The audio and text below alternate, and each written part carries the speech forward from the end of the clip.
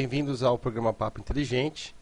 O meu nome é Rodolfo Iglesias, eu sou neurocientista e aqui comigo eu tenho hoje o Luiz Felipe, Luiz Felipe de Ambos Mura, que é físico em reatores nucleares pela Universidade de São Paulo, que trabalha no Instituto de Energias Energéticas e Nucleares, o IPEN, dentro de São Paulo, né? Ah, Primeiramente, eu gostaria de agradecer o carinho que nós estamos recebendo por vocês, a quantidade de e-mails que nós estamos recebendo de vocês. E já vou dizendo que para a semana que vem vai ser um programa muito interessante, onde nós vamos ter o Gabriel Monteiro, o Pedro Abib e o Ricardo Mendes discutindo o efeito estufa. Isso vai ser semana que vem, vai ser um papo de mais ou menos 45 minutos. Uma apresentação tanto quanto cansativa, com uma discussão intensa, para ver se realmente o efeito estufa acontece ou não no nosso planeta, né? Se as mudanças ambientais estão acontecendo ou não. Nesse momento, nós decidimos aqui, eu e o Luiz Felipe, que nós vamos estar respondendo as perguntas que os ouvintes e os leitores do programa fizeram, que enviaram para a gente por e-mail. Que foram bem interessantes, não é, Felipe? Eu achei bem interessantes e aí também dá o feedback aí para quem está assistindo a gente, né? Realmente, eu fiquei um tanto quanto impressionado com o nível das perguntas. As pessoas que estão visitando a gente de todos os lugares do mundo, desde da Alemanha, aqui nos Estados Unidos, em Massachusetts, no Brasil, em várias regiões do Brasil, que assistiram os nossos vídeos no YouTube e mandaram para a gente os e-mails, fazendo perguntas super interessantes. Isso foi muito legal, foi muito gostoso receber esse tipo de carinho de vocês. E também o que mais interessa para nós pesquisadores é realmente tirar dúvidas e ficar com dúvidas. Então, quando vocês mandam perguntas assim para a gente, é uma coisa maravilhosa, porque faz com que a gente faça o que a gente mais gosta de fazer, que é ir atrás de respostas, né? Então, olha, nós selecionamos aqui as 4 perguntas que seriam mais interessantes para serem discutidas. Me desculpem se a sua pergunta não está entre elas, né? O problema é que foram muitas as perguntas. Então, eu vou começar aí com a primeira, que foi a pergunta do João, no Brasil, na Vila Olímpia, em São Paulo, né?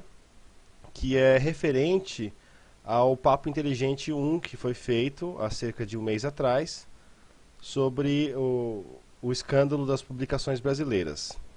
E o João falou que, primeiramente, ele gostaria de parabenizar a gente pelo programa e que ele assistiu o vídeo em que nós falamos a respeito do problema das citações das revistas brasileiras. E eu acredito que havia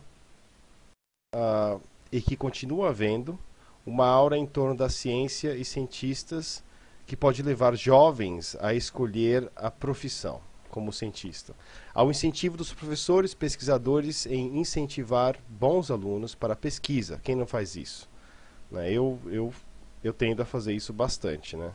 Por outro lado, o círculo vicioso que se estabelece não é de hoje nem apenas brasileiro, que realmente a gente discutiu no programa anterior que isso aconteceu não só no Brasil, como acontece em outros países em volta do mundo. E é preciso citar artigos dos chefes de pesquisa da instituição para reforçar as citações do grupo.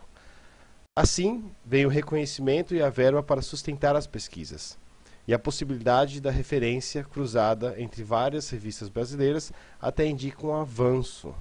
Mesmo sendo pouco impacto, pelo menos existem várias revistas da área afins que tornam isso possível. Eu acho que o que ele quis dizer aí, Felipe, foi que essa prática de citar trabalhos científicos de pessoas que trabalham com a gente, né, ela é bem comum. Ela é bem comum. E no caso do Brasil, eu acho que o que ele tentou levar em consideração é que isso não teria sido necessariamente ruim, uma vez que, se for o caso, esses pesquisadores estariam reconhecendo o valor da pesquisa dos próprios pesquisadores brasileiros e citando eles mesmos para ganhar reconhecimento. Eu acho que isso é uma forma de você enxergar o que aconteceu, né? Obviamente que não foi o caso, porque realmente foi. Com todo respeito, né, João?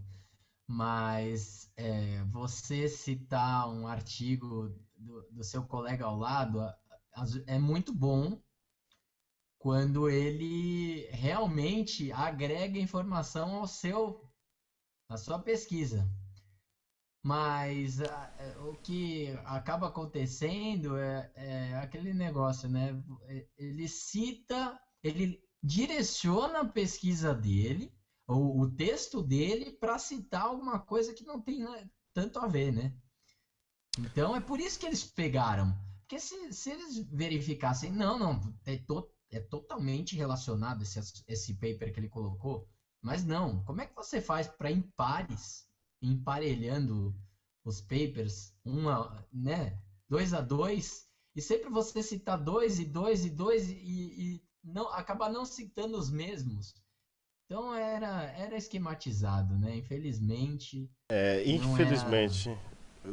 Ficou não claro. era de boa fé, né? Ficou claro que foi esquematizado, mas eu entendo o que o João quis dizer. Em relação a citar artigos de pessoas que você trabalha, isso sem dúvida é uma coisa comum, mas normalmente você cita, porque os laboratórios eles não funcionam sozinhos, né? A grande maioria dos laboratórios eles funcionam em colaborações com outros laboratórios, o que cria uma network, uma rede de comunicações gigantesca no mundo inteiro. E isso não só é bom para a ciência, como isso é uma das melhores ferramentas que a ciência tem. Não só legislativamente, porque acontece que em muitos países algumas práticas científicas são proibidas, infelizmente, enquanto em outros países as práticas que são proibidas são permitidas. Então, eu sei, por exemplo, que o Brasil ele é usado muito para teste de animais, coisa que aqui nos Estados Unidos já é um pouco mais complicado.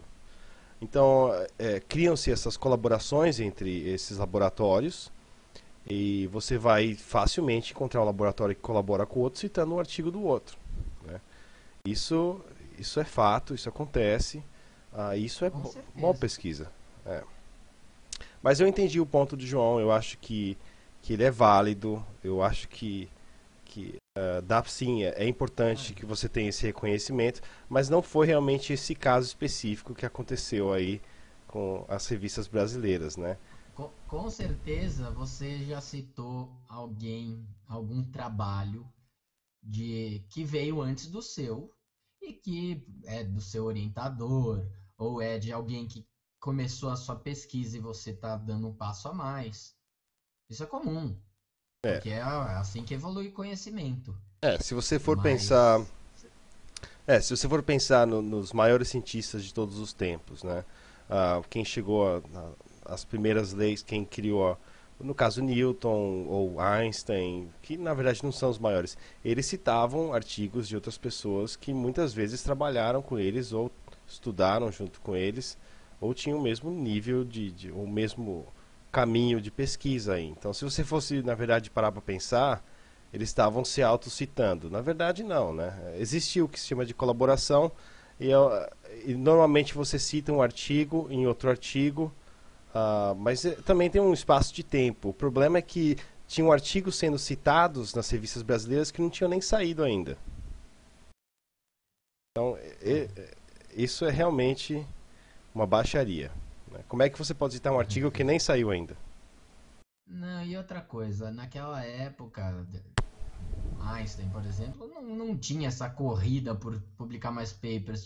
A corrida era diferente. A corrida era para quem conseguia publicar alguma coisa realmente inédita antes. Então, não são duas coisas comparáveis, né? Eu concordo. Mas olha, Vamos lá. eu agradeço muito pelo comentário, que por sinal as pessoas comentaram bastante no artigo que foi escrito pelo Gabriel. Entrem lá no site, tem uma discussão interessante acontecendo lá. Sugiro que vocês coloquem aí sua opinião a respeito do assunto. Mas vamos à segunda pergunta agora, que foi uma pergunta que foi enviada pelo Rui, que no e-mail dele ele enfatizou que ele é professor de história. Entretanto, eu deixei ali. Como professor de história, venho aqui a postar uma pergunta pertinente ao artigo publicado no portal referente aos homens de Neandertais. As populações do homem de Neandertal vieram na Europa e no Médio Oriente.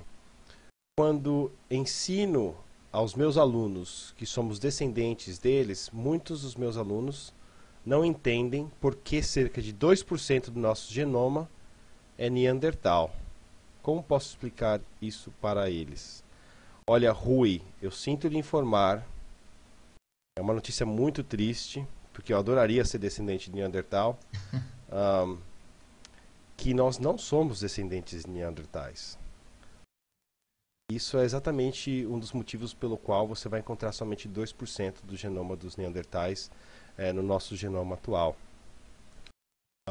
Os Neandertais, eles foram uma espécie de humano, de homens que surgiram por seleção natural e seleção selective breeding, que a gente chama, selecionado durante muito tempo porque eles ficaram isolados na Europa. Enquanto o surgimento dos primeiros fósseis de Neandertais a gente encontra na Europa há cerca de 200 mil anos atrás, que se estende aí até um pouco mais, alguns falam que é 500 mil anos atrás, os primeiros homens de seres humanos, no caso Homo sapiens sapiens, né, foram encontrados na Europa somente há cerca de 50 mil anos atrás a 70 mil anos atrás. O que isso significa? Significa que quando nós chegamos na Europa, os Neandertais já estavam lá. O que leva a uma discussão muito interessante, por que eles desapareceram, como eles desapareceram, por que a gente se deu melhor do que eles, que é uma pergunta muito legal, que ela é facilmente respondida com o exemplo da invasão dos europeus nas Américas, né? Ainda mais, se você for pensar 70 mil anos atrás, uma civilização humana ou grupos de humanos que estão viajando de um continente para o outro, eles estão carregando uma série de doenças de um continente para o outro. Portanto, o organismo que ele é mais evoluído no sentido do sistema imune, ele vai sobreviver melhor. E aí você pergunta, nossa, mas você está especulando a respeito disso? Não, não estou especulando a respeito disso.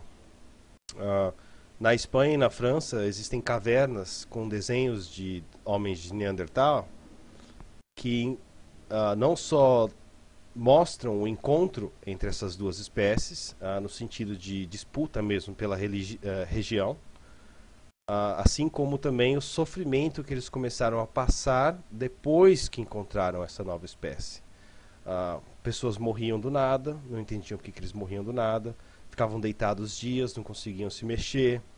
Isso é um sinal de que realmente doenças foram trazidas pela convivência dos seres humanos, os Homo sapiens, com o homem de Neandertal.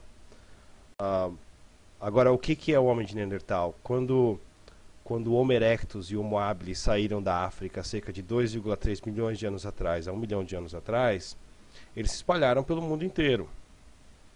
E isso deu origem a série de subespécies, né, que ainda conseguem se reproduzir com outras espécies de humanos, que os japoneses, por exemplo, são Homo erectus, que foram para a Ásia e ficaram isolados lá há muito tempo e acabaram tendo aquele tipo de seleção. O homem de Neandertal foi uma espécie que ficou na Europa há muito tempo e teve aquele tipo de seleção. E existe uma teoria hoje muito interessante, que é a teoria de Arca de Noé. Infelizmente, esse foi o nome que deram para a teoria, né? Mas a teoria da Arca de Noé, ela significa que quando você vai atrás dos rastros de fósseis de seres humanos, você encontra, no máximo, aí, 250 mil anos atrás, os fósseis de Homo sapiens sapiens no sul da África.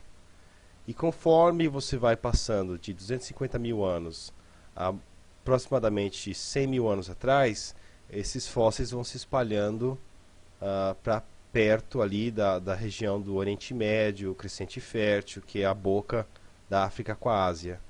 E há 70 mil anos atrás, você já encontra esses fósseis entrando na Europa, 50 mil anos atrás na Europa, né, e por aí vai. Então, a ideia da teoria da Arca de Noé se vem ao fato de que talvez os seres humanos, Homo sapiens sapiens, realmente tiveram sua origem no sul da África. Agora, por que nós temos 2% do nosso genoma ainda um pouco neandertal? Na verdade, essa afirmação também está errada. Na verdade, 2% da população humana possui genes de neandertais, o que é muito pouco. E você vê em algumas pessoas, a testa proeminente, o esqueleto um pouco mais largo, às vezes um braço um pouco menor que o outro, o tórax enlargado, grande capacidade pulmonar, são características típicas de neandertais. 2% é muito pouco, porque na época muitos neandertais morreram, mas existe também a possibilidade de, porque as espécies ainda eram muito próximas, de elas terem cruzado. Então, uma pequena quantidade dos genes dos neandertais continuou passando para frente. Hum. Esse é muito Era isso que interessante. eu ia perguntar, Rodolfo. É, Porque ele falou 2% dos genes é de Neandertal, mas não falam que, sei lá, um gorila é 99% igual a gente, os é. genes? Então como é que 2% é Neandertal, né? Você está confundindo bases nitrogenadas com genes, tá? As sequências de bases nitrogenadas é uma coisa. Quando você fala de 2% de genes de neandertais, o gene é uma coisa um pouco mais complicada. A funcionalidade dele é complicada, né? Por exemplo, um gene hoje em dia tem-se o que se chama de splicing, que ele pode funcionar para produzir 3, 4, 5 proteínas diferentes, um gene. E a ideia que se tinha de gene até antigamente é que um gene produzia uma proteína, e não é bem assim, né? Ah, Tá bem diferente, então. então, um gene, ele significa muita coisa, tá? Então, se encontram esses genes de neandertais em algumas civilizações, em alguns humanos ainda. O que não significa que nós somos descendentes dos humanos. Agora, uma coisa mais interessante. Dos Neandertais. Isso, desculpa, dos Neandertais. Obviamente, eu sou descendente de humano, né? Você é descendente de humano, Felipe? Eu não sei se eu sou descendente de humano, gente. Ferrou. Um, mas quando você pensa também nesse caso, um argumento muito forte que prova que nós não somos descendentes de Neandertais é o DNA mitocondrial. Se você já escutou o que é uma mitocôndria, ela é uma organela que existe dentro da sua célula que produz energia. A mitocôndria ela tem um anel de DNA lá dentro. Na verdade, fica misturado no citoplasma da mitocôndria. Mas a mitocôndria ela é como se fosse uma bactéria dentro da sua célula. E é só por causa dela que nós somos animais eucarióticos e tal. Eu não vou entrar nesse tipo de discussão. Mas existe um ponto na evolução humana em que a mitocôndria de todos os Homo erectus ela é incomum. E todos os Homo habilis é incomum. E todos os homens neandertais é incomum. E assim como todos os Homo sapiens também é incomum. E o nosso DNA mitocondrial é extremamente diferente do DNA mitocondrial de um homem de Neandertal. O que significa que o homem de Neandertal ele surgiu muito antes do Homo sapiens. Muito antes. De um descendente muito mais antigo que migrou para a Europa muito tempo antes. Esse também é um argumento interessante. Então, cuidado, você que é professor de história, que está falando aí sobre um assunto que é de evolução, eu sugiro, por sinal, que você converse com o seu professor de biologia, né? Por sinal, uma das perguntas da FUVEST que cai todo ano é qual que é a única parte da mãe que sempre passa para um outro filho. E essa é a mitocôndria, porque a mitocôndria do espermatozoide do homem sempre fica na cauda e a da mãe fica dentro do óvulo. Então, sempre a única parte da mãe que passa para o filho é a mitocôndria, o DNA mitocondrial. Né? E por causa disso a gente consegue identificar o que se chama de Eva mitocondrial, que é a primeira mitocôndria, você consegue rastrear. É muito interessante esse assunto. Eu sugiro, Rui, que você fale com o seu professor de biologia antes de você tocar nesse tipo de assunto aí com seus alunos, porque é muito perigoso a gente ensinar coisa errada, né? É. Bom, Mas então vamos para o intervalo, Rodolfo? uma boa ideia, a gente vai para o intervalo, eu vou tocar um videozinho aí de 5 minutos, já já a gente volta, tá bom? Abraço.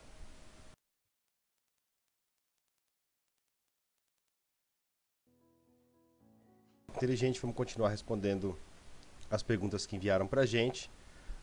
E essa aqui é uma pergunta que veio da Lívia Silva, do Brasil, Pernambuco, Recife.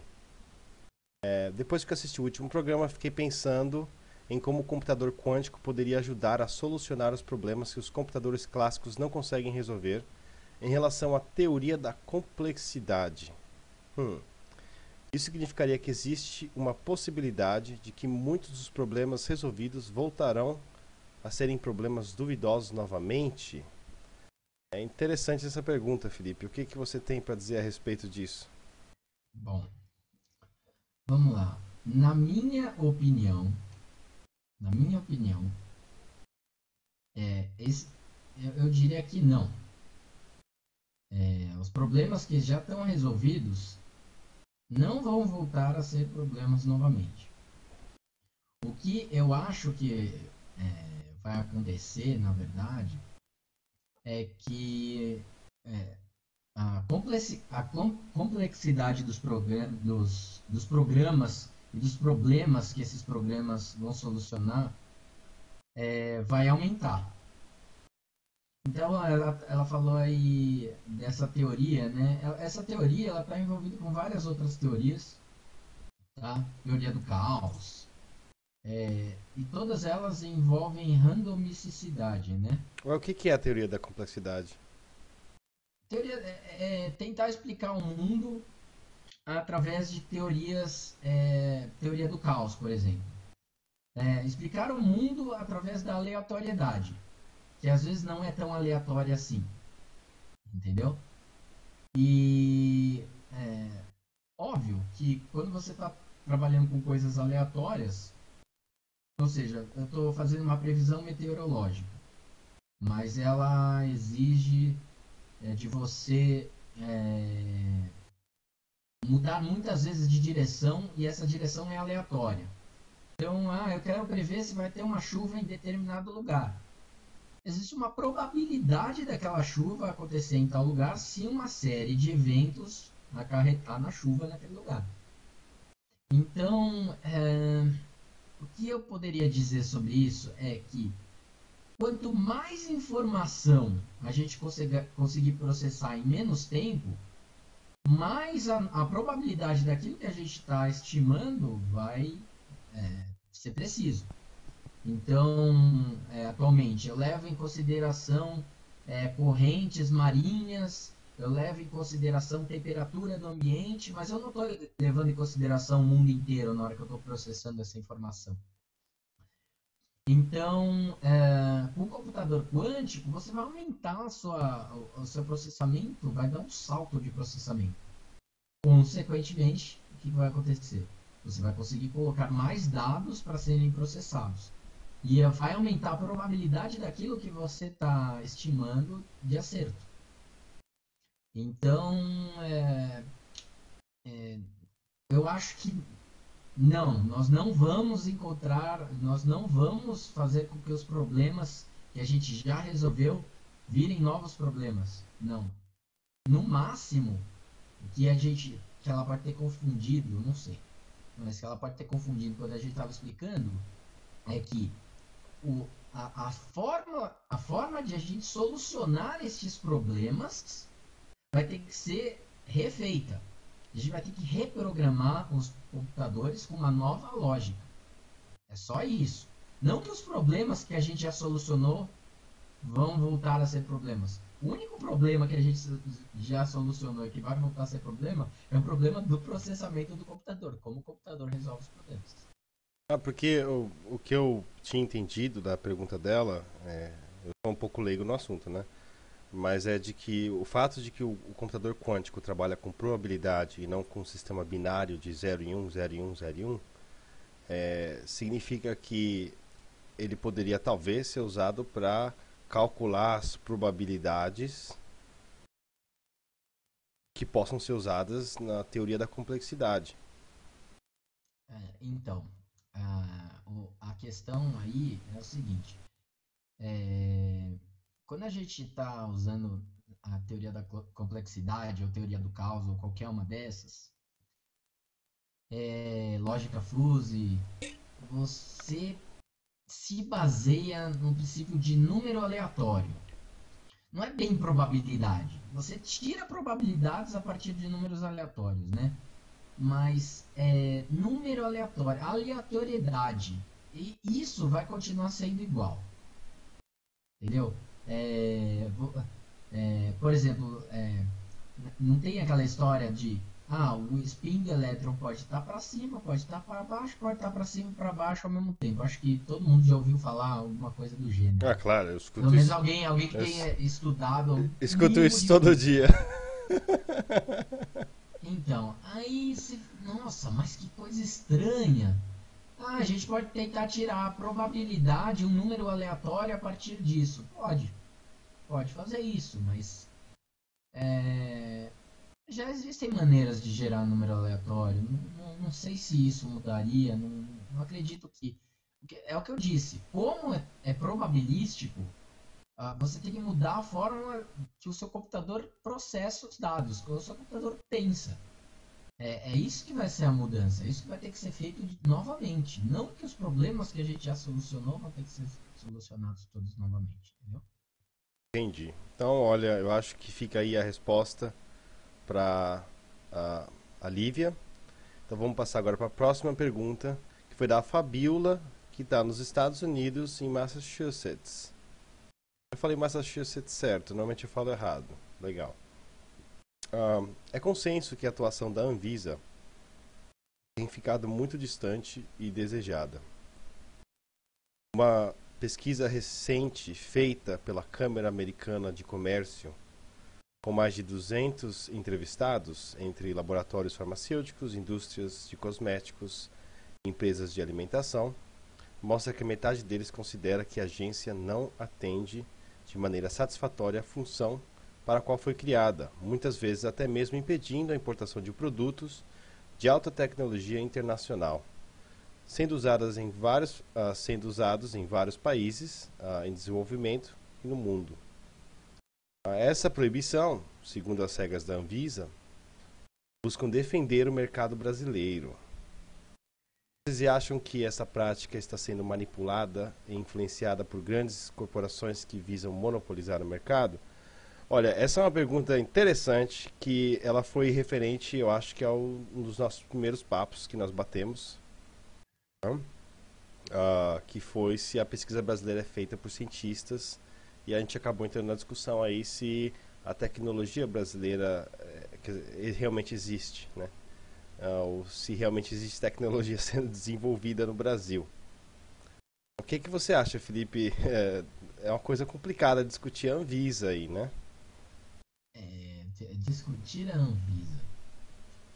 Bom, é, é polêmico, né, isso aí, né? Chega até a assustar você falar sobre um assunto desse. Mas, olha, eu diria que do jeito que esse país é corrupto, né? Não só o nosso país, né? A gente às vezes fica falando, nossa, o Brasil é muito corrupto. Mas existe corrupção para todo lado, né? Só que no Brasil a gente está escancarando isso. E todo mundo sabe o poder da indústria farmacêutica. Eles são muito poderosos. Não só aqui no Brasil, no mundo inteiro. E eu acho perfeitamente plausível eles terem uma certa influência na Anvisa, principalmente as empresas que já estão aqui dentro e não querem concorrência. Então faria sentido existir um lobby aí, alguma forma de bloquear esses novos produtos inovadores de entrar aqui. Agora, é muito. Seria muito prepotente, né? Eu seria muito prepotente se eu afirmasse: é isso. É difícil de afirmar realmente se é isso que acontece, mas olha, eu posso dizer um fato para você, já que você tocou nesse assunto, e muito obrigado por ter mandado e-mail pra gente. É, a Anvisa ela tem os meios estranhos de trabalhar, tá? Eu vou pegar um exemplo da minha área de neurociências, um dos equipamentos mais usados para fazer tomografia ou mesmo exames neurológicos, que é o MRI. O MRI ele funciona com o que a gente chama de wavelength, que são comprimentos de onda. E existe um padrão aceitável de comprimentos de ondas que podem ser usados por essas máquinas, os MRIs, no mundo inteiro. Por algum motivo, esse padrão não é aceitado no Brasil.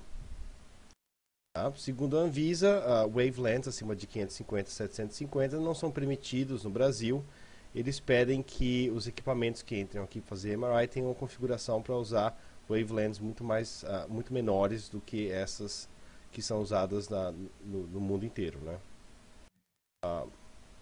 A justificativa deles é porque isso pode danificar alguma coisa aí no cérebro humano. Eu não sei qual é o embasamento científico que eles têm, eles devem ter algum embasamento científico. Portanto, equipamentos desse calibre devem ser usados só para pesquisa aqui no Brasil. Hum. Então, existe uma dificuldade muito grande na importação desse tipo de equipamentos. Contraditoriamente, se você for pensar em relação a isso, a Anvisa liberou esse ano aí a importação de cigarros mentolados. Eu acho que fazem muito muito mais mal à população do que um equipamento que talvez nunca seja usado e que nem tem prova nenhuma que faz mal. A mesma coisa acontece com bebidas e outras drogas, o que leva você a pensar, eventualmente, que existe um lobby aí por trás da regulação. Calma, calma. Você, que faz você pensar. Faz você pensar mesmo. Mas olha só, é muito estranho, né? Um negócio que a gente obviamente sabe que é ruim, tá mais que comprovado. O cigarro mentolado, que, segundo a Anvisa, foi bloqueado durante um tempo, não sei se vocês lembram, foi bloqueado, porque era a forma mais fácil de menores de idade começarem a fumar. E de repente libera tudo. É muito estranho, né? É muito estranho. Faz você pensar que existe uma cúpula lá dentro É, que tá querendo mesmo proteger a população e tem alguém lá dentro muito mal intencionado, né? eu não sei se tem partidos dentro da Anvisa também. Talvez existam os partidos políticos que nem tem no Eu Congresso. não diria nem. Não precisa ser partidário para ser corrupto, né? É. Bom, mas vamos parar de falar de corrupção. Não, realmente, mas é um assunto interessante esse da Anvisa, ainda mais porque eu vou falar um pouco como é que funciona a Anvisa no sentido de você trazer um equipamento tecnológico para o Brasil. Quando você quer trazer uma máquina nova para o Brasil, você tem que fazer o registro dela na Anvisa. E eu não sei por que isso foi criado, que quem faz o registro do equipamento significa que ele tem que se adequar à legislação que a Anvisa impõe, né? Ao calibre que a Anvisa impõe e as características e blá blá blá. Mas a pessoa que consegue esse registro, ele é detentor da, do direito de importar o produto para o Brasil. Isso você pode considerar um monopólio, talvez, né? Mas é só essa pessoa ou todo mundo que tentar fizer o processo de entrada vai ter esse direito?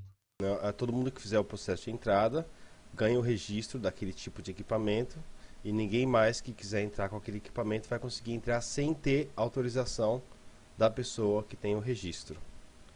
Faz um certo sentido. Não é um monopólio absoluto, né? Porque todo mundo que quiser pode entrar e competir, mas colocar essa barreira a mais depois de alguém ter sido sancionado, pode ser. Né? Eu não consigo ver uma forma de depois que o produto está sancionado ele ter bloqueio para outras pessoas, mas às vezes a Anvisa viu isso. É estranho. Agora o mais interessante é que não são todos os equipamentos que entram nessa categoria de registro. Alguns equipamentos simplesmente não têm esse tipo de requerimento, né? Que são os equipamentos de valor mais baixo. Seu cachorro está latindo, Felipe. Agora, por que eles colocaram isso com equipamentos de valor mais alto, eu não sei. Eu sei que realmente dificulta de uma forma imensa a importação de produtos que são usados na pesquisa ou mesmo no desenvolvimento tecnológico no Brasil. E isso é um problema sério.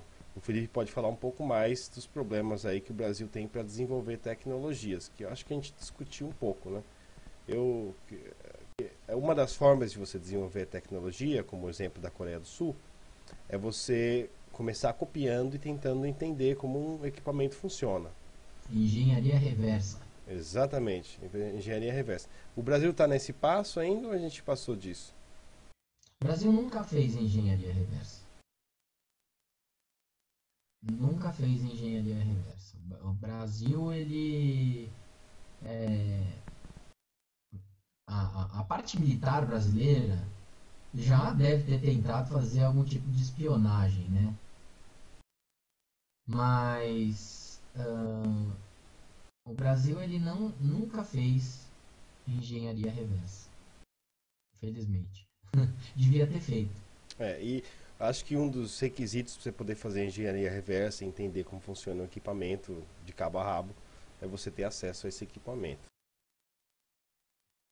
Você não tendo acesso a ele sendo dificultado, já complica um pouco o desenvolvimento tecnológico do país, eu acredito. Mas eu acho que fica por aí. Nós respondemos essas 4 perguntas, que foram perguntas escolhidas. Eu achava que ia demorar 30 minutos, já estamos aí em 45 minutos, como passou do previsto. Mas novamente, pessoal, isso aqui é o Papo Inteligente. Semana que vem nós vamos estar discutindo com 3 pesquisadores da USP, mudanças climáticas globais. Não percam, vai ser muito interessante. E não esqueçam de checar os nossos vídeos no YouTube também. E os comentários estão feitos no nosso canal, portalciência.org. Participem das discussões, isso é muito interessante. Se vocês quiserem enviar um e-mail para a gente, eventualmente, de 2 em 2 programas, nós vamos estar fazendo essa leitura de e-mails. Vamos estar escolhendo os e-mails aí mais interessantes e discutindo a respeito deles. Se vocês quiserem colocar a sua informação, a sua dúvida para ser discutida por nós, você pode também escolher um pesquisador que você queira falar, você queira que fale a respeito do seu assunto. Mandem um e-mail para portalciência@outlook.com ou simplesmente entre no site, na página de contato e mande uma mensagem para a gente. Bom, muito obrigado. Até a próxima.